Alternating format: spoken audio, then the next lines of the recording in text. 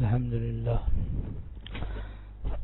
لله نحمده ونستعينه ونستغفره ونؤمن به ونتوكل عليه ونعوذ بالله من شرور أنفسنا ومن سيئات أعمالنا من يهده الله فلا مضل له ومن يضلله فلا هادي له وأشهد أن لا إله إلا الله وحده لا شريك له وأشهد أن سيدنا ونبينا ومولانا محمدا عبده ورسوله صلى الله تعالى عليه وعلى آله وأصحابه وبارك وسلم تسليما كثيرا أما بعد فأعوذ بالله من الشيطان الرجيم بسم الله الرحمن الرحيم وأخذ الذين ظلموا الصيحة فأصبحوا في ديارهم جاثمين كأن لم يغنوا فيها ألا إن ثمود كفروا ربهم ألا بعدا لثمود صدق اللہ العظیم۔ میرے قابل احترام بزرگوں، حکیم الامت مجدد الملت حضرت مولانا تھانوی رحمۃ اللہ علیہ کا مشہور رسالہ ہے جزاء الاعمال، جس کی تشریح چل رہی ہے۔ یہ بڑا اہم رسالہ ہے جس میں حضرت تھانوی رحمۃ اللہ علیہ نے گناہوں کے اثرات بیان فرمائے ہیں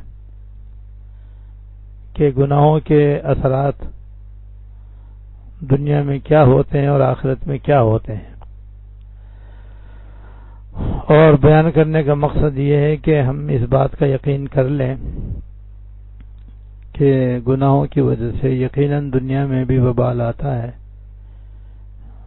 اور بیماریاں آتی ہیں، وبائیں آتی ہیں، پریشانیاں لاحق ہوتی ہیں، مصیبتیں پیش آتی ہیں، حادثات اور سانحات اور واقعات وجود میں آتے ہیں۔ یہ گناہوں کے دنیاوی اثرات ہیں۔ ایسے آخرت میں بھی ان کا بڑا عذاب ہے اور وبال ہے، اور اس یقین کو حاصل کرنے کے بعد پھر ہم اور آپ اس دنیا میں جب تک زندہ رہیں گناہوں سے بچنے کی کوشش کرتے رہیں، تاکہ گناہوں کے ہر قسم کے اثرات سے ہماری حفاظت رہے۔ اور اگر غلطی سے گناہ ہو جائے تو دنیا میں سچی توبہ کر کے اللہ تعالیٰ کو راضی کر لیں اور گناہوں کے دنیاوی اور اخروی اثرات سے اپنی حفاظت کر لیں۔ اس سلسلے میں جو پہلا باب حضرت نے قائم فرمایا ہے، اس کا عنوان ہے کہ اس پہلے باب میں گناہ کرنے سے دنیا کا کیا نقصان ہے، اس کے بیان میں ہے۔ اور پھر اس میں حضرت نے اختصار کے ساتھ سب سے پہلے ابلیس کا ذکر فرمایا کہ دیکھو اس نے اللہ تعالی کی بارگاہ میں تکبر کی وجہ سے نافرمانی کی، حکم نہ مانا، جس کے نتیجے میں وہ مردود ہو گیا اور ملعون ہو گیا، اور قیامت تک کے لیے اللہ تعالیٰ کی لعنت اس کے اوپر آ گئی۔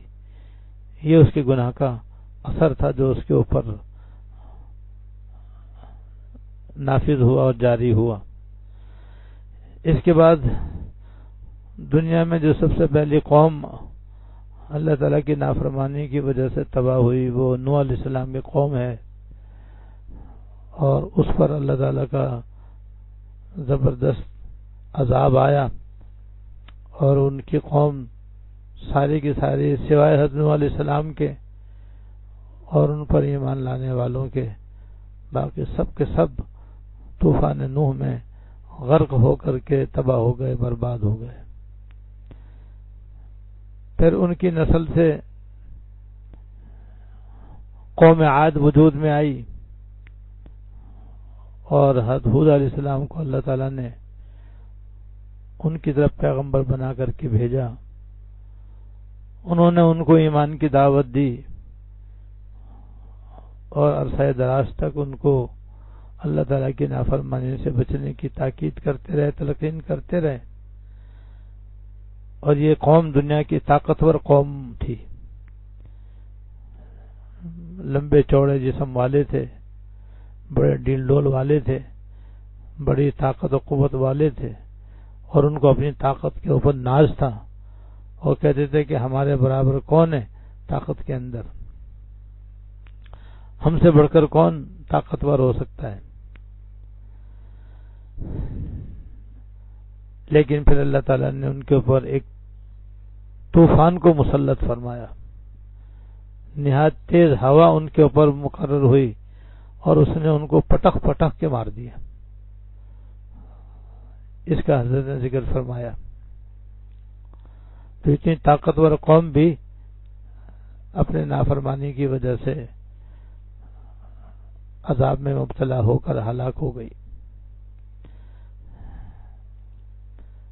اس طرح پچھلے منگل کو اختصار کے ساتھ یہ 3 باتیں بیان کی گئی تھیں کہ شیطان بھی اپنے گناہوں کی وجہ سے مارا گیا، نوح علیہ السلام کی قوم بھی اپنے گناہوں کی وجہ سے تباہ کر دی گئی، اور قوم عاد بھی حضرت ہود علیہ السلام پر ایمان نہ لانے کی وجہ سے اور گناہوں کے نہ چھوڑنے کی وجہ سے ہلاک کر دی گئی۔ ایسی اور بھی دنیا کی قومیں ایسی ہیں جو گناہوں کی وجہ سے دنیا میں تباہ کر دی گئی ہیں، ان کا بھی حضرت نے اختصار کے ساتھ ذکر کیا ہے۔ بندہ بھی اختصار کے ساتھ ہی ان کو ذکر کرے گا قدر تشریح کے ساتھ تاکہ سمجھ میں آ سکے۔ قوم عاد کے بعد حضرت نے قوم سمود کا ذکر فرمایا ہے۔ یہ قوم سمود بھی قوم عاد کے بعد بڑی طاقتور قوم تھی، اور جس جگہ یہ آباد تھی اس کو آج کل مدائن صالح کہتے ہیں، اور اس کا پرانا نام ہجر ہے۔ اور سعودی عرب میں جب مدینہ طیبہ سے ملک شام کی طرف جائیں، تبوک کی طرف، تو راستے میں ان کا علاقہ پڑتا ہے، اور آج بھی وہ علاقہ موجود ہے، اور وہاں پہاڑوں میں ان کے تراشے ہوئے مکانات کے آثار آج بھی موجود ہیں۔ یہ لوگ اتنے طاقتور تھے کہ پہاڑوں کو تراش تراش کر اپنے رہنے گھر بنا لیا کرتے تھے، بڑی بڑی حویلیاں بنی ہوئی ہیں، محلات بنے ہوئے ہیں، عام مکانات بھی وہاں پر موجود ہیں۔ بعض مکانات کے شروع میں پرندوں کی تصویریں پتھروں کے اندر تراشی ہوئی ہیں، لیکن چاروں طرف ریگستانی ریگستان ہے، اور بس یہ پہاڑوں کے اندر ان کے مکانات نشان عبرت بنے ہوئے ہیں۔ یہاں پر قوم سامود آباد تھی، اور اللہ تعالیٰ نے صالح علیہ السلام کو ان کی طرف پیغمبر بنا کر بھیجا، اور حضرت صالح علیہ السلام نے بڑی دل سوزی سے، بڑی شفقت سے، بڑی نرمی سے ان کو سمجھایا اور ایمان کی دعوت دی، کفر سے بچنے کی تلقین کی، دیگر گناہوں سے بچنے کے لیے سمجھایا۔ لیکن عام طور پر جب آدمی گناہ کرتے کرتے حد سے گزر جاتا ہے نا، تو انسان کا دل کالا ہو جاتا ہے، اور پھر اس کے اندر حق بات ماننے کی صلاحیت ختم ہو جاتی ہے. یہی ان کا بھی حال ہوا. اور چونکہ پھر ماننا نہیں ہوتا تو پھر الٹے سیدھے آدمی مطالبے کرتا ہے. تو انہوں نے صالح علیہ السلام سے کہا کہ اگر آپ سچے ہیں اور آپ کی دعوت سچی ہے تو آپ ہمیں کوئی نشانی دکھلائیں. اور انہوں نے صالح علیہ السلام سے کہا کہ یہ پہاڑ ہے, اس پہاڑ میں سے ایک زندہ اونٹنی نکال کے دکھا دیں آپ. اور ان کے ذہن میں یہ تھا کہ نہیں یہ کر سکیں گے, نہ ہمیں ماننے کی ضرورت پڑے گی. لیکن حضرت صالح علیہ السلام کے پیچھے تو اللہ تعالیٰ کی قدرت تھی, اللہ تعالیٰ ان کی پشت پر تھے, اور جو وہ دعا کرتے اللہ تعالیٰ ان کی دعا قبول فرماتے تھے. اور سارے انبیاء علیہ الصلوۃ والسلام اللہ تعالیٰ کے بھیجے ہوئے ہوتے ہیں, اللہ تعالیٰ کی نصرت ان کے ساتھ ہوتی ہے. اس لیے اللہ تعالیٰ کے بھیجے پیغمبر اور ان پر ایمان لانے والے ہمیشہ کامیاب ہوئے اور نہ ماننے والے ہلاک ہوئے. تو صالح علیہ السلام نے اللہ تعالیٰ سے دعا کی کہ یا اللہ یہ یوں کہہ رہے ہیں, اگر آپ ان کو یہ نشانی دکھا دیں اور یہ معجزہ ان کو دکھلا دیں تو شاید یہ ایمان لے آئیں.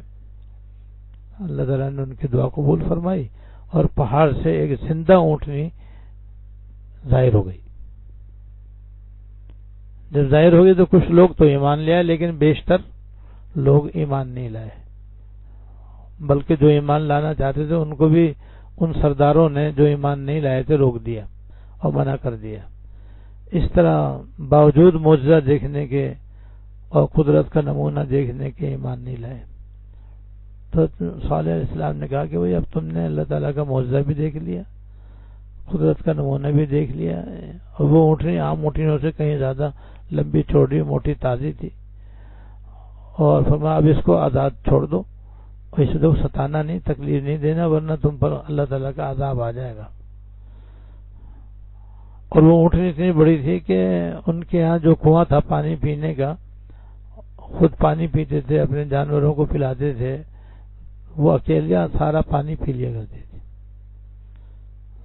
تو اگر وہ سارا پانی پی لے تو پھر باقی لوگ کہاں سے پانی پیئیں. صالح علیہ السلام نے ان کی باری مقرر کر دی تھی کہ بھئی ایک دن اونٹنی پانی پیے گی, دوسرے دن تم لوگ پانی پیو. لیکن شرارتی لوگ شرارتی ہوتے ہیں, جو ایمان لانے والے نہیں تھے انہوں نے کہا یہ اونٹنی اچھی آئی کہ ایک دن سارا پانی یہ پی جاتی ہے, لہذا اس کو قتل کرنا چاہیے, اس کو مار دینا چاہیے تاکہ ہمارا حسب سابق روزانہ کا پانی روزانہ ہمیں ملے.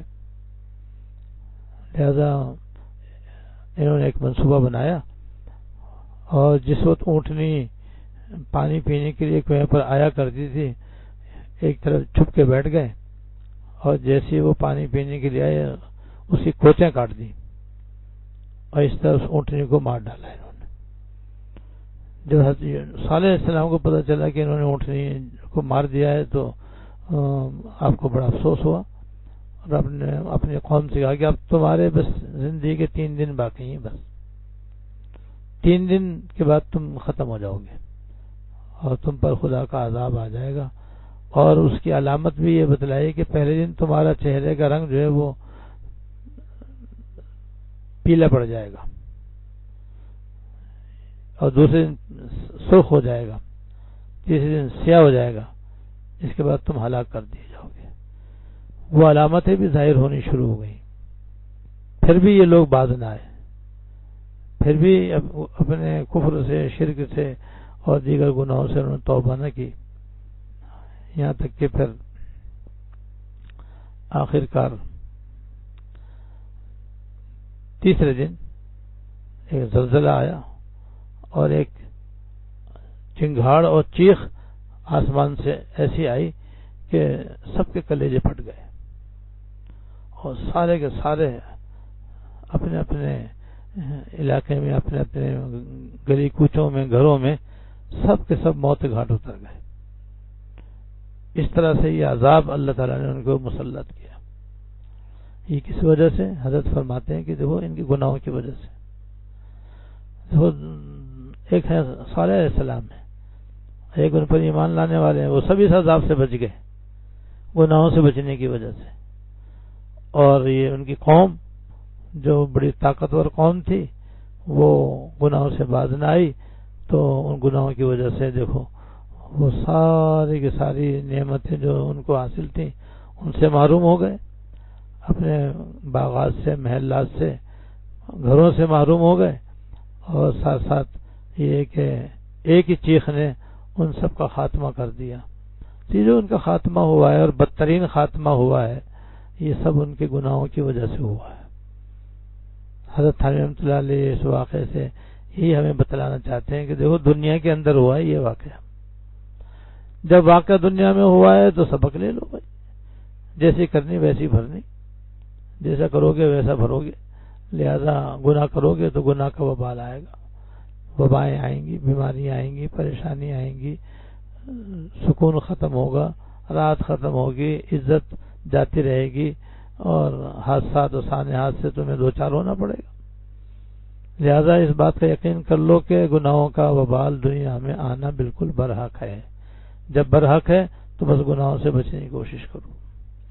یہ ہے قوم سمود کا حال جس کا اللہ نے اس آیت میں ذکر فرمایا ہے، جس کا جو میں نے ابھی خطبے کے بعد پڑھی تھی، جس کا ترجمہ یہ ہے کہ جن لوگوں نے ظلم کا راستہ اختیار کیا، یعنی نافرمانی کا راستہ اختیار کیا، ان کو ایک چنگھاڑ نے آ پکڑا.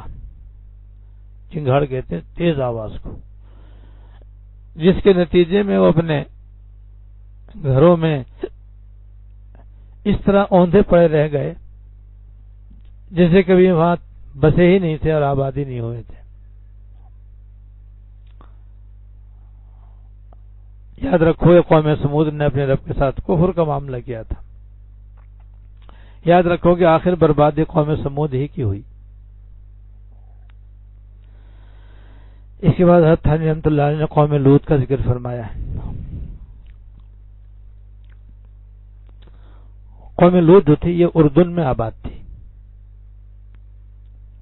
اردن میں ایک مقام سدوم، یہ لوط علیہ السلام کے زمانے میں اس علاقے کا مرکزی شہر تھا. اس کے گرد و نواح کے اندر مزید 4 اور بستیاں تھیں. ان سب میں یہ قوم آباد تھی. اور اس قوم کی طرف اللہ تعالی نے لوط علیہ السلام کو پیغمبر بنا کر بھیجا تھا.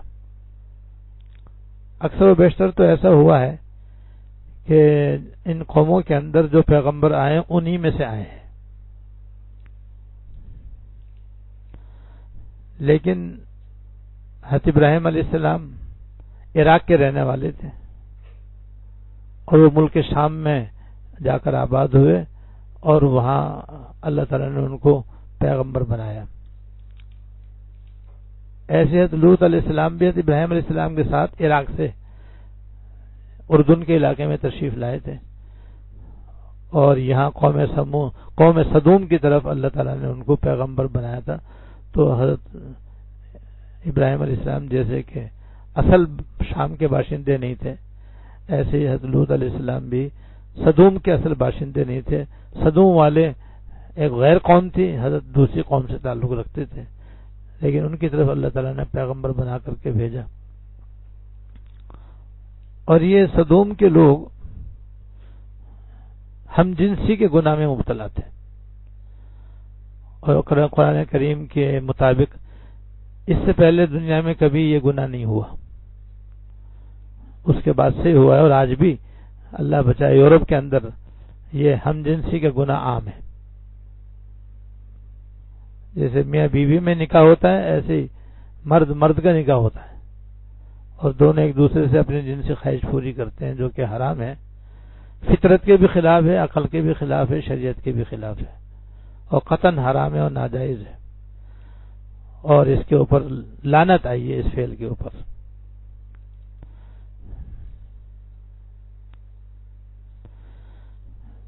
تو حضرت لوط علیہ السلام ان کو سمجھاتے رہے اور ان میں اور بھی بہت سی بری عادتیں تھیں جس کی وجہ سے ان پر اللہ تعالیٰ کا عذاب آیا. لیکن کفر، شرک اور ہم جنسی کا گناہ اور لڑکوں سے اپنی خواہش پوری کرنے کا گناہ ان کے اندر بہت زیادہ پایا جاتا تھا. تو جب حضرت لوط علیہ السلام ان کو سمجھا کر تھک گئے اور ان پر اپنے گناہوں کی وجہ سے عذاب آنے لگا،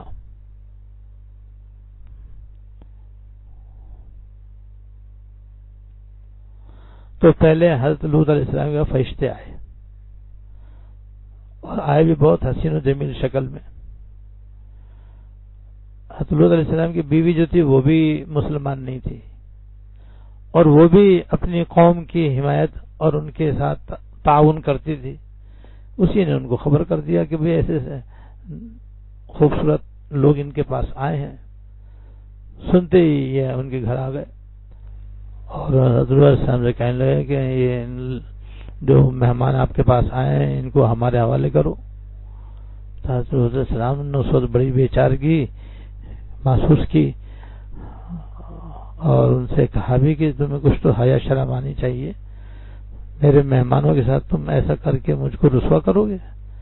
کیا میری قوم کی بیٹیاں تمہارے پاس نہیں ہیں کہ تم ان سے نکاح کر کے اپنی خواہش کو پورا کر لو جو جائز طریقہ ہے؟ مگر وہ تو اندھے ہو گئے تھے نا گناہ کے اندر. بس یہ بات ہے، وہی جیسے میں نے ابھی عرض کیا کہ انسان گناہ کرتے کرتے پھر انسان کا دل کالا ہو جاتا ہے، اور جب کالا ہو جاتا ہے تو پھر اس کے اندر سمجھنے کی صلاحیت ہی ختم ہو جاتی ہے، ماننے کی صلاحیت ہی ختم ہو جاتی ہے. اللہ بچائے. پھر اچھی باتیں اس کو بری لگتی ہیں، بری باتیں اچھے لگتی ہیں. نیک لوگ برے لگتے ہیں، برے لوگ گندے لوگ اس کو اچھے لگتے ہیں. بری صحبتیں، برے تعلقات، ناجائز تعلقات میں اس کو مزہ آتا ہے، اور پاکیزگی، عفت اور پاک دامنی سے اس کو وحشت ہوتی ہے. اللہ بچائے. لہذا انہوں نے کچھ نہیں سنا. تو حضرت لوط علیہ السلام کو پریشانی ہوئی اس وقت کہ یہ میرے مہمان ہیں اور یہ کمبخت ایسی باتیں کر رہے ہیں جو میرے لیے قابل گوارا نہیں ہے. تو اس فرشتے سمجھ گیا کہ حضرت لوط علیہ السلام پریشان ہو رہے ہیں. تو پھر انہوں نے حقیقت حال بدلا دی کہ حضرت آپ گھبرائیں نہیں، ہم فرشتے ہیں، یہ نہ آپ کو کچھ بگاڑ سکیں گے نہ ہمارا کچھ بگاڑ سکتے ہیں. اور پھر انہوں نے بتایا کہ آپ آپ کو گھر والوں کو لے کر یہاں سے راتوں رات چلے جائیں. ہاں، آپ کی گھر والی جو ہے، آپ کی بیوی جو ہے وہ ان کے ساتھ ہے، لہذا اس کو تو وہ تو اسی عذاب میں مبتلا ہوگی. باقی جو آپ پر ایمان لانے والے ہیں ان کو لے کر آپ راتوں رات چلے جائیں، سویرے ان کے اوپر عذاب آئے گا. جو حضرت لوط علیہ السلام ان کو لے کر چلے گئے اپنے گھر والے، اپنے ایماندار بندوں کو، اور جو گھر میں سے جو ایمان لائے تھے ان کو لے کر آپ وہاں سے چلے گئے، اور پھر ان پر عذاب آیا. وہ اس طرح آیا کہ جتنی یہ بستیاں تھیں ان سب بستیوں کو فرشتوں نے زمین سے اٹھا کر کے آسمان تک لے جا کر کے وہیں سے الٹا کر دیا اور پھینک دیا ان کو. اور بعد میں ان کے اوپر پھر پتھروں کی بارش ہوئی ان کے اوپر. اس طرح سے آج بھی یہ علاقہ اردن کے اندر بحر میت کے نام سے معروف ہے. بحر میت اس لیے کہتے ہیں کہ اس کے یہ ایک بہت بڑا پانی ہے، دریا کی شکل میں اور سمندر کی شکل میں دور تک، لیکن اس میں موجیں نہیں ہوتی. دوسرے اس کے اندر کوئی زندہ جانور زندہ نہیں رہ سکتا، یہاں تک کہ مچھلی بھی اس میں زندہ نہیں رہتی. باہر سے لا کر مچھلی ڈال دو وہی اس میں مر جائے گی. وجہ کہ اس کا پانی ایسا ہے کہ اس میں تیل غالب ہے، پانی اس میں مغلوب ہے، تیل نوا کوئی چیز اس کے اندر ملی ہوئی ہے وہ غالب ہے. اور یہ حصہ دنیا کا سطح سمندر سے سب سے زیادہ نیچے ہے. دنیا میں اس سے نیچے کوئی جگہ نہیں ہے جتنی نیچی جگہ یہ ہے. تو اللہ تعالیٰ نے ان کو جو ایسا معلوم ہوتا ہے جڑ سے نکال کر کے جو دوبارہ الٹا کیا تو بس پھر سب سے نیچے چلے گئے بس. تو یہ بھی آج کل نشان عبرت ہے قوم لوط کے لیے. تو دیکھو کتنا خوفناک اور ہولناک ان پر عذاب آیا. اور آج ان کا نام و نشان مٹ گیا، اور ان کے کھنڈرات بھی وہاں پر تو باقی نہیں، بس یہ بحر میت ہے، بس وہاں پر دور بس بحر میت وہاں پر آپ کو نظر آئے گا، اور کوئی چیز وہاں پر نظر نہیں آئے گی. اور ہیں یہ سطح سمندر سے دنیا میں سب سے نیچے ہونا، سب سے پست ہونا، یہ بھی ان کے اوپر قہر الہی کی ایک علامت ہے اور نشانی ہے. اس طرح سے اللہ تعالیٰ نے ان کی اس بدفعلی کی وجہ سے اور کفر و شرک کی وجہ سے اور دیگر بدعمالیوں کی وجہ سے اس ہولناک عذاب میں مبتلا فرمایا. تو حضرت تھانوی رحمۃ اللہ علیہ ان کا ذکر کر کے اس طرح اشارہ کرنا چاہتے ہیں اور یہ بتلانا چاہتے ہیں کہ دیکھو انہوں نے دنیا میں جو حرکت کی اس کے نتیجے میں آج جو ان کے کیا انجام ہے کہ آج یہ بحر میت میں تبدیل ہو چکے ہیں اور ان کا نام و نشان مٹ گیا ہے. تو گناہ کرنے کی وجہ سے یہ وبال آیا، اور حضرت لوط علیہ السلام اور ان کے ماننے والے دیکھو اس عذاب سے بچ گئے. تو معلوم ہوا کہ نیکی عافیت کا ذریعہ ہے، اللہ تعالیٰ کی فرما برداری عزت کا ذریعہ ہے، عذاب سے بچنے کا ذریعہ ہے، آرام و سکون کا ذریعہ ہے، ترقی خوشحالی کا ذریعہ ہے، اور نافرمانی اللہ تعالیٰ کے عذاب کا اور وبال کا ذریعہ ہے. چنانچہ اللہ پاک نے قرآن شریف میں فرمایا فلما جاء امرنا جعلنا علیہا سافلہا وامطرنا علیہا حجارۃ من سجیل منضود مصومۃ عند ربک وما ہی من الظالمین ببعید. پھر جب ہمارا حکم آ گیا، یعنی ہمارا عذاب آ گیا، تو ہم نے اس زمین کے اوپر والے حصے کو نیچے والے حصے میں تبدیل کر دیا. چنانچہ بعض روایات میں ہے کہ ان بدخصلت لوگوں کی بستیوں کو فرشتوں نے جو کا توں اوپر اٹھا کر زمین پر اوندھا پٹک دیا. اس طرح ان کا نام و نشان مٹ گیا، اور ان پر پکی مٹی کے تہ بتے پتھر برسائے گئے. یہ ان کا انجام ہو گیا، اور یہی انجام حضرت دکھلانا چاہتے ہیں کہ وہ دنیا میں ان کا یہ انجام ہے، اور آخرت میں ان قوموں کا کیا انجام ہوگا. یقیناً آخرت میں تو عذاب ہی عذاب ہے، اور دوزخ ہی دوزخ ہے، اللہ بچائے. اس کے بعد حضرت نے شعیب علیہ السلام کی قوم کا ذکر فرمایا ہے. شعیب علیہ السلام، اللہ تعالیٰ نے شعیب علیہ السلام کو مدین کی طرف پیغمبر بنا کر بھیجا تھا. مدین ایک انتہائی سرسبز و شاداب علاقے کا نام ہے، جہاں بڑے باغات تھے، بڑے چشمے تھے، بڑے اعلی اور نفیس مکانات تھے، اور یہاں کے رہنے والے نہایت خوشحال تھے. لیکن بت پرستی میں، کفر و شرک میں، اور طرح طرح کی معاشرتی اور معاشی نافرمانیوں گناہوں کے اندر مبتلا تھے، جن کا اللہ پاک نے قرآن شریف میں جگہ جگہ ذکر فرمایا ہے. حضرت شعیب علیہ السلام ان کو سمجھاتے رہے، ایمان کی دعوت دیتے رہے، توحید کی دعوت دیتے رہے، کفر و شرک سے بچنے کی تلقین کرتے رہے، اور وہ جو طرح طرح کے دیگر گناہوں میں مبتلا تھے ان سے بچنے کی تاکید کرتے رہے. مثلا وہ ناپ تول میں کمی کرتے تھے، جس کو کہتے ہیں ہمارے عرف میں ڈنڈی مارنا، کہ وہ لوگوں کا حق دینے میں ڈنڈی مارتے تھے. ناپتے تھے تو پورا نہیں ناپتے تھے، تولتے تھے تو پورا نہیں تولتے تھے. جیسے ہمارے یہاں کیسی کیسی شکلیں آج کل رائج ہیں. ڈنڈی کے اندر تو یہ کہ وہ بٹا جو ہوتا ہے نا، وہ بعض لوگ باہر سے تو بالکل پورا ہوتا ہے، اندر سے خالی ہوتا ہے. برائے نام اس کے اندر وزن ہوتا ہے، اور جناب اس سے بھی وہ جھکتا ہوا تول کے دیتے ہیں. تو لینے والا سمجھتا ہے بھائی نے تو بہت ہی زیادہ جھکتا ہوا دیا ہے. لیکن جھکتا ہوا تولنے کے باوجود بھی پاؤ آدھا پاؤ اس کا حق مار لیا جاتا ہے اس کے اندر. تو یہ دھوکے بازی ہوتی ہے. اور بھی طرح طرح کے طریقے ہیں لوگوں کے ناپ تول میں کمی کرنے کے. ایسی ناپنے میں بھی ایک ہمارے یہاں میں نے عجیب دھوکہ دیکھا کہ اگر وہ 1 لیٹر کا پیمانہ ہے نا، تو وہ اندر سے آدھے ہی میں اس کے پلیٹ لگی ہوئی ہے، جس کی وجہ سے 1 پاؤ کم. اب وہ تول تو رہا ہے 1 لیٹر، ناپ تو رہا ہے دودھ 1 لیٹر، تیل بھی 1 لیٹر ناپ رہا ہے، لیکن حقیقت میں وہ 3 پاؤ آ رہا ہے. پیسے پورے 1 لیٹر کے لیے جا رہے ہیں، 1 کلو کے لیے جا رہے ہیں. تو یہ بیماری آج بھی دیکھو پائی جاتی ہے، جو اصل میں قوم شعیب کے اندر پائی جاتی تھی. اور شعیب علیہ السلام سے کہتے تھے ابھی تم خوشحال لوگ ہو، کسی چیز کی کمی نہیں ہے، مالدار ہو، مال کی فراوانی ہے، کوئی کمی تمہیں، پھر تم یہ کیوں کرتے ہو؟ اس طریقے سے کیوں ناپ تول میں کمی کرتے ہو؟ اور پھر ناپ تولی کمی مراد نہیں ہے، بلکہ قرآن کریم میں جو الفاظ اللہ پاک نے اس کے لیے استعمال کیے ہیں اس کا مفہوم بہت وسیع ہے.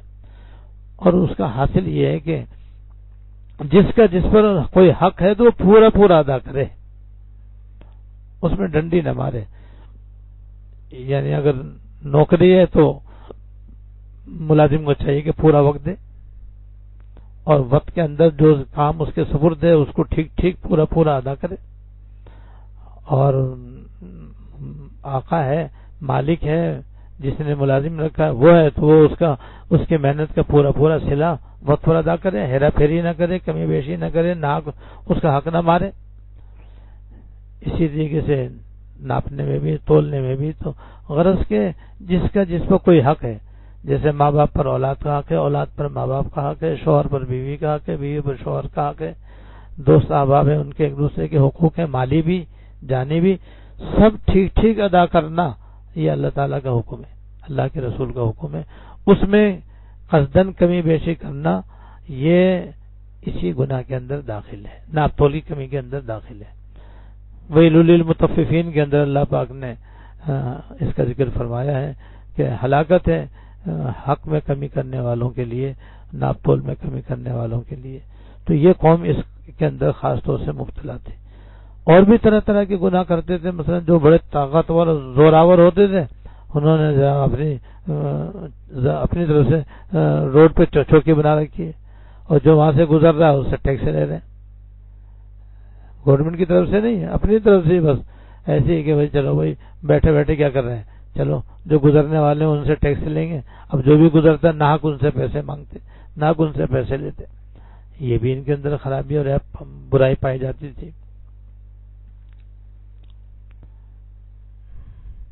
بعض اس میں سے ڈاکہ مارتے تھے، تو ڈاکہ ڈالنا بھی تو حرام ہے، ناجائز ہے. غرض کے عجیب گناہوں کے اندر یہ لوگ مبتلا تھے. اب گناہ کا تو اثر برا ہی ہوتا ہے، لہذا حضرت شعیب علیہ السلام بڑی درد مندی کے ساتھ، شفقت اور نرمی کے ساتھ ان کو ان گناہوں سے بچنے کی تلقین کرتے رہے. لیکن یہ باز نہ آئے. جب باز نہ آئے تو بس پھر ظاہر ہے کہ گناہوں کی ایک حد ہوتی ہے. جب وہ حد پوری ہو جاتی ہے تو پھر اللہ تعالیٰ قہر نازل ہو جاتا ہے، اور وہ قہر ان کے گناہوں کی وجہ سے ہوتا ہے. اللہ تعالیٰ کسی پہ ظلم نہیں کرتے، اللہ تعالیٰ کسی کے ساتھ زیادتی نہیں کرتے، بلکہ جو گناہ کرنے والے ہوتے ہیں وہی اپنا نقصان کر رہے ہوتے ہیں، وہی اپنے اوپر ظلم کر رہے ہوتے ہیں، اور وہی اپنے ان گناہوں کے نتیجے میں آخر کار گرفتار ہو جاتے ہیں. تو ایسے ان کے ساتھ بھی ہوا. جب ایمان نہیں لائے تو ان پر اللہ تعالیٰ کی طرف سے عذاب مقرر ہوا. وہ اس طرح سے کہ ایک دم جناب پہلے تو ان کے اندر قحط پڑ گیا اور سخت گرمی پڑ گئی، اور اس سے سخت گرمی پڑ گئی کہ یہ بلبلا اٹھے. اور اس زمانے میں کوئی بجلی تو تھی نہیں کہ پنکھے لگا کر کے گھروں کے اندر آرام کر لیتے، یہ ایسی چلا کر کے اپنے گھروں میں آرام سے پڑے رہتے. وہاں تو ہوا پر ادار و مدار تھا. جیسے آج بھی دیہات کے اندر جہاں بجلی نہیں ہے لوگ ہوا کو ترستے. سخت گرمی کے اندر ہوا چلتی ہے تو ان کی جان میں جان آ جاتی ہے. تو یہ لوگ جب گرمی پڑی تو دیکھا کہ باہر بادل آ رہا ہے اور اس کے اندر ٹھنڈی ہوا بھی چل رہی ہے. تو بس یہ لوگ اپنے گھروں سے نکل کے ٹھنڈی ہوا کے خاطر اس سائبان کے نیچے پہنچ گئے کہ اب یہاں سے بارش برسے گی اور ہماری جان میں جان آ جائے گی. لیکن اس بادل میں سے بجائے بارش کے اچانک آگ برسنے لگی، اور وہ آگ ایسی برسی کہ کوئی بھاگ نہیں سکا. چاروں طرف سے اس نے ان سب کو گھیر لیا اور یہ سارے کے سارے آگ میں جل کے ختم ہو گئے. اللہ بچا. چنانچہ شعیب علیہ السلام کی قوم کے بارے میں اللہ پاک نے اس آیت میں ذکر فرمایا فاسقط علینا کسفا من السماء ان كنت من الصادقين قال رب يعلم ما تعملون فکذبوا فاخذهم عذاب یوم الذلہ انہ کان عذاب یوم عظیم۔ قوم کے لوگوں نے شعیب علیہ السلام سے کہا اگر تم سچے ہو تو ہم پر آسمانوں کو ایک ٹکڑا گرا دو، آسمانوں کو ایک ٹکڑا گرا دو۔ حضرت شعیب علیہ السلام نے فرمایا میرا پروردگار خوب جانتا ہے کہ تم کیا کر رہے ہو، سب جانتے ہیں اللہ پاک۔ غرض ان لوگوں نے شعیب علیہ السلام کو جھٹلایا، جس کا نتیجہ یہ ہوا کہ انہیں صاحبان والے دن کے عذاب نے آ پکڑا۔ صاحبان سے مراد ہوئی بادل، بے شک وہ ایک زبردست دن کا عذاب تھا۔ اس طرح سے یہ بادل میں سے بجائے بارش برسنے کے آگ برسی اور یہ سارے کے سارے اس کے نیچے ہلاک کر دیے گئے۔ اس طرح سے قوم شعیب جو ہے وہ آگ کی بارش سے ہلاک ہو گئی۔ تو حضرت تھانوی رحمۃ اللہ علیہ فرماتے ہیں کہ یہ کیوں ہلاک ہوئے، یہ کیوں تباہ ہوئے، یہ کیوں برباد ہوئے؟ یہ تو مدین کے لوگ تھے جو انتہائی سرسبز و شاداب علاقہ تھا اور انتہائی خوشحال علاقہ تھا، اور خود بھی یہ بڑے مالدار اور بڑے عیش و عشرت کے اندر تھے۔ فرمایا دیکھو ان گناہوں کی وجہ سے یہ وبال آیا، اور ان گناہوں کی وجہ سے یہ عذاب میں گرفتار ہو گئے اور تباہ و برباد ہو گئے۔ دوسری طرف شعیب علیہ السلام اور جو تھوڑے بہت لوگ ان پر ایمان لائے تھے وہ دیکھو ایمان کی وجہ سے، اعمال صالحہ کی وجہ سے اس عذاب سے بچ گئے۔ تو ہم اس بات کا یقین کر لیں کہ اس دنیا کے اندر خوشحالی یا بدحالی یا عافیت یا مصیبت یہ اچھے برے اعمال کا اثر ہے۔ اچھے اعمال کا ہمیشہ اچھا اثر ہوگا، چاہے وقتی طور پر ظاہر ہو یا نہ ہو، اور برے اعمال کا برا ہی اثر ہوگا، چاہے وقتی طور پر کسی وجہ سے اس کا اثر ظاہر نہ ہو، اول تو ظاہر ہوتا ہی ہوتا ہے۔ آج بھی ہم دیکھ لیں، ہمارے ایک ساتھی ہیں، ان کے ایک صاحبزادے جو ہیں وہ ناروے سے ڈگری لے کر کے آئے، مجھ سے ملنے کے لیے آئے تھے وہ، تو مجھے بتانے لگے کہ ناروے کے اندر عموماً غیر مسلم ہیں، انگریز ہیں وہاں پر، وہاں دنیا کی ہر نعمت ان کے پاس موجود ہے، کھانے کی، پینے کی، پہننے کی، رہنے کی، ہر طرح کی خوشحالی ان کو میسر ہے۔ لیکن میں نے ان کے اندر یہ بات محسوس کی کہ ان کو قلبی سکون نہیں ہے، ہر وقت طبیعت پریشان، ہر وقت طبیعت پریشان، بے چین، بے قرار، ساری نعمتیں موجود لیکن سکون موجود نہیں ہے ان کے پاس۔ یہ میں نے خاص بات دیکھی، بخلاف اس کے کہ مسلمان خوشحالی میں ان سے کم تر ہیں، مالداری کے اعتبار سے ان سے کم ہے، لیکن ان کے اندر سکون ہے، ان کے پاس بیٹھنے سے طبیعت مطمئن ہوتی ہے، خاص طور سے کوئی نیک ہو تو اس کے اندر بڑا سکون محسوس ہوتا ہے۔ یہ اچھے برے اعمال کا اثر ہے کہ اہل ایمان میں ایمان ہے، کچھ نیک اعمال ہیں، اس کی برکت سے ان میں سکون ہے، چین ہے، آرام ہے، راحت ہے، اگرچہ اسباب راحت کم ہے، اور کافروں میں ایمان نہیں ہے، تو ایمان نہیں ہے تو کچھ بھی نہیں ہے، لہذا اسباب راحت موجود ہیں لیکن راحت نہیں ہے وہاں پر۔ ہمارے حضرت تھانوی رحمۃ اللہ علیہ فرماتے ہیں راحت اور چیز ہے، اسباب راحت اور چیز ہے۔ کبھی ایسا ہوتا ہے کہ اسباب راحت بالکل بھی نہیں ہوتے اور راحت ہی راحت موجود رہتی ہے، جیسے کتنے انبیاء علیہ السلام، اولیاء اللہ، صحابہ، تابعین، تبع تابعین، ائمہ مجتہدین کے واقعات ہیں کہ ان کے پاس دنیاوی کچھ اسباب زیادہ نہیں تھے لیکن سکون دل میں بھرا ہوا تھا۔ اور عام طور پر یہ بھی دیکھا کہ بڑے بڑے مالدار اور رئیس ہوتے ہیں، مال و دولت کی کوئی حساب نہیں، اور مال و دولت کی فراوانی ان کو حاصل ہوتی ہے لیکن سکون نہیں ہوتا۔ آج بھی آپ جب چاہے جہاں چاہے اس کا مشاہدہ کر لیں۔ حضرت ابراہیم بن ادھم رحمۃ اللہ علیہ کا قصہ یاد آ گیا مجھے۔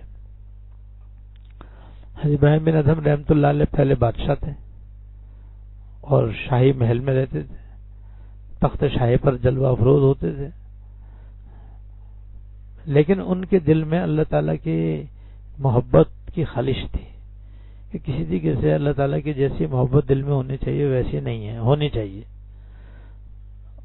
جب آدمی مخلص ہوتا ہے تو اللہ تعالیٰ اس کے لیے اسباب بھی پیدا فرما دیتے ہیں.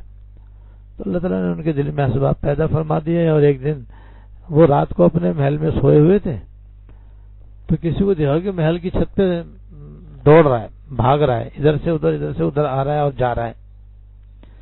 ان کی آنکھ کھل گئی تو خادموں سے کہا جاؤ دیکھو کون ہے, پکڑ کے لاؤ کون ہے, اوپر کون چڑھا ہوا ہے. تو وہاں سے وہ ایک دو آدمیوں کو پکڑ کے لائے اور پھر سامنے کھڑا کر دیا کہ حضرت یہ ہیں جو چھت کے اوپر گھوم رہے ہیں. اور بادشاہ کے محل کی چھت پہ کسی کا چلے جانا کتنا مشکل کام ہے. کیسے وہاں چلا گیا, کیسے کس نے جانے دیا؟ سنگین پہرا ہوتا ہے چاروں طرف بادشاہ کے محل کے. تو وہ سامنے کھڑا کر دیا. تو پہلے تم لوگ کونوں کہاں سے آئے ہو؟ کہ جب ہم یہ قریب میں رہتے ہیں وہاں سے آئے. بھائی تم یہاں کیا کرنے آئے رات کو؟ تو انہوں نے عجیب بات کہی کہ جب ہمارا اونٹ جو ہے نا وہ کھو گیا ہے وہ ڈھونڈنا ہے. لیکن بیوقوف آدمی, عقل بھی ہے تمہارے اندر. اونٹ کھویا ہے تو جنگل میں کہیں کھویا ہوگا, پھر ڈھونڈنا چاہیے آدمی کو جنگل کے اندر. یہ محل کی چھت پہ کہاں سے آئے گا؟ کوئی چیل تھوڑی جو اڑ کر کے محل کی چھت پہ آگے بڑھ جائے گی. وہ تو زمین پہ چلنے والا جانور ہے, وہ یہاں چھت پہ کیسے آ سکتا ہے؟ تمہارے میں کچھ عقل بھی ہے کہ جنگل میں اونٹ کھویا ہے اور ڈھونڈنے کے لیے بادشاہ کے محل کی چھت پہ تم, اور وہ بھی رات کو. وہ عقل کی بھی ہے تمہارے اندر؟ انہوں نے کہا جی بات یہ ہے کہ جیسے جنگل میں کھویا ہوا اونٹ رات کو محل کی چھت پر ڈھونڈنا بے وقوفی ہے, ایسے ہی محل کے اندر رہتے ہوئے اللہ تعالیٰ کو ڈھونڈنا بھی مشکل ہے. بس یہ کہا وہ غائب. تو اللہ تعالیٰ نے فرشتے بھیجے ہوں گے ان کی ہدایت کے لیے, لہذا وہ غائب ہو گئے اور ان کے دل پہ چوٹ لگی. واقعی بات تو یہی ہے, اب میں اتنی بڑی سلطنت بھی چلاؤں, یہ بھی چلاؤں, وہ بھی چلاؤں, اور یہ بھی کروں, وہ بھی کروں, اور پھر یہ بھی چاہوں کہ اللہ تعالیٰ سے میرا صحیح تعلق جڑ جائے, یہ کیسے ہوگا؟ بس یہ ان کے دل کو لگی اور وہ اپنے راتوں رات انہوں نے سلطنت و خیر بات کہا اور شاہی لباس اتارا اور عامیانہ لباس پہنا اور استعفیٰ دے کر کے بس وہ خفیہ دروازے سے محل سے نکل گئے اور جنگل میں جا کر کے اللہ تعالیٰ کی یاد میں مشغول ہو گئے. تو اب وہاں یہ دن رات اللہ تعالیٰ کی عبادت کرنے لگے. اب یہاں ہر طرح کی راحتیں تھیں, وہاں راحت کا کوئی نام و نشان نہیں تھا, لیکن وہاں جب اللہ تعالیٰ کی یاد میں لگے تو اللہ تعالیٰ کی ایسی محبت دل میں پیدا ہوئی کہ اللہ تعالیٰ نے ان کو باطنی سلطنت عطا فرما دی. تو ایک دن ان کا ایک وزیر جنگل سے گزرا, وہاں دیکھا کہ حضرت سلطان ابراہیم بن ادھم رحمۃ اللہ علیہ ایک دریا کنارے بیٹھے ہوئے اور اپنی پھٹی پرانی جو گدڑی ہے جس پر وہ آرام کرتے تھے بس اس کو سی رہے ہیں.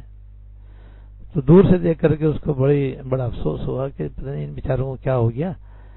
اچھی خاصی سلطنت تھی, اچھی خاصی حکومت تھی, بادشاہ تھے, حشم خدم تھے, نوکر چاکر تھے, پوری حکومت ان کے پاس تھی, ہر قسم کی راحتیں ان کو میسر تھیں. اب کیسے فقیرانہ حالت ہے, نہ کوئی گھر ہے, نہ کوئی در ہے, نہ کوئی کپڑے ہیں, نہ کوئی رہنے کی جگہ ہے. کس قسم پرسی کی حالت میں یہ بیچارے یہاں بیٹھے ہوئے ہیں. بڑا اس کے اپنے دل میں اس کو بہت ہی ملال ہوا جسے دنیا داروں کو ہوتا ہے.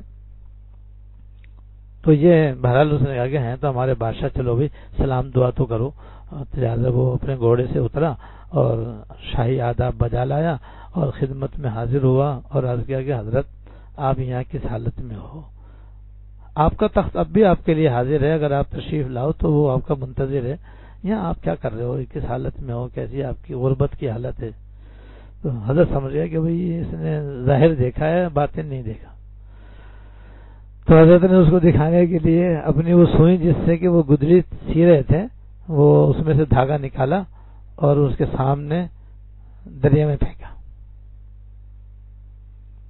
اور پھینکنے کے بعد پھر مچھلیوں سے کہا کہ بھئی میری سوئی واپس لا کر دو.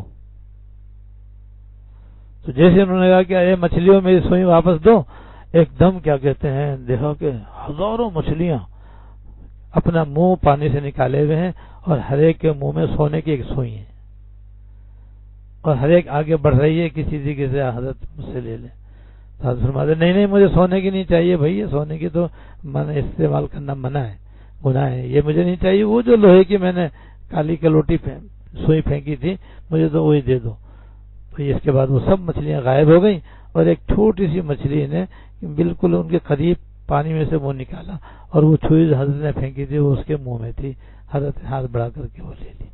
اس طرح حضرت نے اپنی کرامت اس کو دکھلائی. اس وزیر کو حضرت نے اپنی کرامت دکھائی اور ایسے بتلا دیا کہ دیکھو پہلے جو حکومت تھی وہ زبردستی جسموں کے اوپر تھی، اور اب یہ جو حکومت اللہ تعالیٰ نے اپنی اطاعت کی بدولت عطا فرمائی ہے اور عزت کی عطا فرمائی ہے، سکون کی عطا فرمائی ہے، راحت کی عطا فرمائی ہے، یہ دلوں پر حکومت ہے. یہ حکومت اللہ تعالیٰ نے نہ صرف انسانوں کے دلوں پر ہے بلکہ ان مچھلیوں کے دلوں پر بھی اللہ پاک نے میری حکومت قائم فرما دی ہے. یہ اچھی ہے، وہ اچھی ہے کہ جس میں سامنے تو سب ہاتھ جوڑیں اور پیچھے سب مکہ دکھائیں، اور یہ دل سے اطاعت کرنے والی ہیں. تو حضرت نے یہ کرامت دکھا دی. معلوم ہوا کہ پہلے اسباب راحت تھے لیکن اللہ تعالیٰ کا جو تعلق انہیں مطلوب تھا وہ حاصل نہ تھا، اور اب اسے چھوڑ کر کے جو سمندر کے کنارے جا بیٹھے جنگل میں اس کی یاد میں اس کی عبادت میں لگ گئے تو اللہ پاک نے وہ سکون عطا فرمایا، وہ راحت عطا فرمائی اور وہ حکومت عطا فرمائی جو کسی بادشاہ کو نصیب نہیں. یہ ہے دیکھو بھائی. تو معلوم ہوا کہ اس دنیا میں نیکی کا اثر نیک اور بدی کا اثر برا. جب یہ ہے بس یہ ایک حقیقت ہے جس کو مان لینا چاہیے، اور مان لینے کے بعد اپنے آپ کو گناہوں سے بچانے کے لیے تیار کر لینا چاہیے، اور ہمیشہ اپنے آپ کو نیک صالح متقی پرہیزگار بنانے کا اہتمام کرنا چاہیے. بس حضرت تھانوی رحمۃ اللہ علیہ یہ سبق دینا چاہتے ہیں. اللہ تعالی ہمیں یہ سبق لینے کی توفیق دے. بس میں اسی پہ اکتفا کرتا ہوں کیونکہ آگے جو واقعہ آنے والا ہے جو حضرت نے اختصار کے ساتھ ذکر کیا ہے وہ طویل ہے، وہ انشاءاللہ بعد میں ذکر کیا جائے گا. واخر دعوانا الحمدللہ رب العالمین.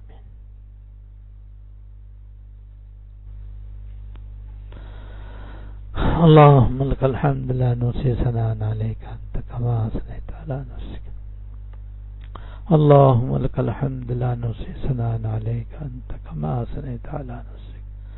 اللهم صل على سيدنا ومولانا محمد وعلى آل سيدنا ومولانا محمد وبارك وسلم. ربنا ظلمنا أنفسنا وإن لم تغفر لنا وترحمنا لنكونن من الخاسرين. ربنا ظلمنا أنفسنا وإن لم تغفر لنا وترحمنا لنكونن من الخاسرين. ربنا هب لنا من أزواجنا وذرياتنا قرة أعين واجعلنا للمتقين إماما. اللهم اغفر لنا وارحمنا وعافنا واعف عنا. اللهم اغفر لنا وارحمنا وعافنا واعف عنا. اللهم وفقنا لما تحب وترضى من القول والعمل والفعل والنية والهدي إنك على كل شيء قدير يا أرحم الراحمين يا رب العالمين یا حی یا قیوم یا ذی الجلال والاکرام. ہم سب کے اگلے اور پچھلے چھوٹے بڑے خفیہ علانیہ سارے گناہ معاف فرما. یا اللہ یا اللہ ہم سب کے اگلے اور پچھلے چھوٹے اور بڑے خفیہ علانیہ سارے گناہ معاف فرما، اور ہم سب سے ہمارے شامت اعمال کو بھی دور فرما. یا اللہ کرونا وائرس کی وبا کو ہمارے ملک سے، عالم اسلام سے، عالم دنیا سے ختم فرما. ہمارے ملک سے، عالم اسلام سے، پوری دنیا سے اس کا خاتمہ فرما، اور طرح طرح کی بیماریاں، پریشانیاں اور تکالیف سے، ہم تمام قسم کی تکالیف سے ہماری حفاظت فرما.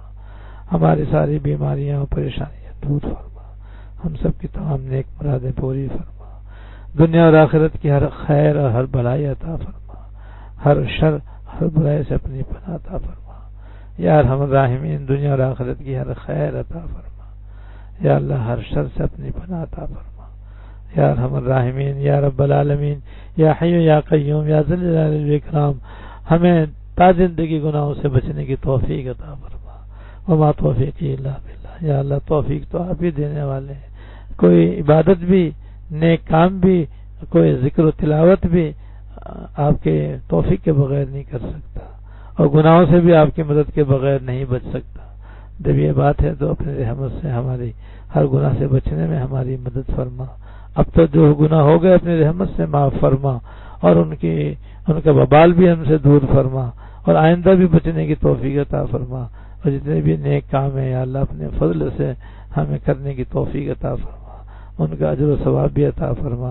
دنیا کے جو فوائد ہیں وہ بھی عطا فرما، اور آخرت کا جو اجر ہے وہ بھی نصیب فرما. دنیا اور آخرت کی ہر خیر عطا فرما، ہر شر سے پناہ عطا فرما. یا ارحم الراحمین ہمیں اچھے اچھے اخلاق کی توفیق عطا فرما، اچھے اچھے اخلاق اختیار کرنے کی توفیق عطا فرما، اور اپنے رحمت سے نیک اور اچھے اعمال اختیار کرنے کی توفیق عطا فرما. اور ہم سے اپنی رحمت سے، اپنے فضل سے یا اللہ ہمیں ہر عافیت نصیب فرما، عافیت نصیب فرما. ہر مصیبت سے، ہر بیماری سے، ہر پریشانی سے عافیت عطا فرما، مکمل عافیت عطا فرما. یا اللہ مکمل عافیت عطا فرما، دنیا میں بھی اور آخرت میں بھی عافیت کاملہ عطا فرما. یا اللہ سرکار دو عالم صلی اللہ علیہ وسلم نے اور آپ کے نیک بندوں نے آج تک آپ سے دنیا اور آخرت کی جتنی بلائیاں مانگی ہیں سب ہمیں عطا فرما، عطا فرما، عطا فرما. اور سرکار دو عالم صلی اللہ علیہ وسلم اور آپ کے نیک بندوں نے آج تک آپ سے دنیا اور آخرت کی جن چیزوں سے پناہ مانگی ہے ہم سب کو ان سے اپنی پناہ عطا فرما. ربنا تقبل منا انك انت السميع العليم وتب علينا انك انت التواب الرحيم. صلی اللہ تعالی علی النبی الکریم محمد وآلہ وصحبہ اجمعین. آمین.